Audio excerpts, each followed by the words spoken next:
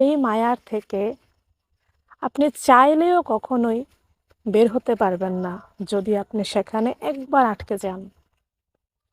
পৃথিবীতে যত মায়া আছে তার মধ্যে সবচেয়ে সুন্দর এবং ভয়ঙ্কর মায়া হচ্ছে সংসার। একজন নারীর কাছে তার সংসারের মায়া পৃথিবীর যে কোনো মায়ার চেয়ে সুন্দর, কিন্তু সেই সংসারে থাকা মানুষের ব্যবহার অনেক সময় সেই নারীকে সংসার গড়তে এবং সংসার ছাড়তে বাধ্য করে। কখনো দেখবেন না যে কোনো নারী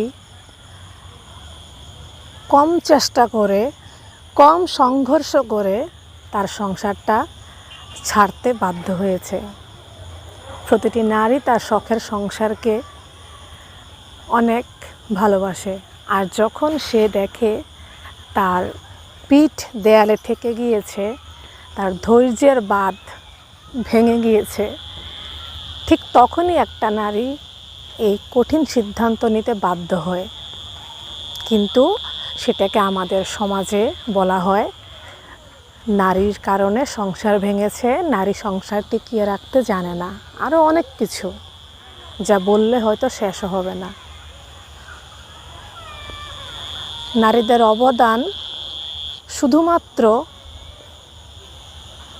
তখনই বোঝা যায় যখন একটা সংসারে একটা নারী ছাড়া বিভিন্ন রকমের অভাব দেখা যায়। হ্যাঁ, হতে পারে যে পুরুষদের কাছে নারীরা পরজীবী, অর্থাৎ পুরুষরা মনে করে নারীরা তাদের উপর ভর করেই সারা জীবন কাটিয়ে দেয়। কিন্তু একজন ৮০ বছরের পুরুষেরও যদি স্ত্রী মারা যায়, তখনও কিন্তু সে আরও একটা বিয়ে করতে চায় এবং সবাই তাকে সেটার জন্য পুরোপুরিভাবে সহমত পোষণ করে। সবাই তখন বলে যে যতদিনই বাঁচুক সুন্দরভাবে বাঁচুক, ভালোভাবে বাঁচুক, আর সেই ভালোভাবে বাঁচতে হলে একজন নারী প্রয়োজন। পুরুষ শুধুমাত্র নারীকে তার প্রয়োজনেই খোঁজে,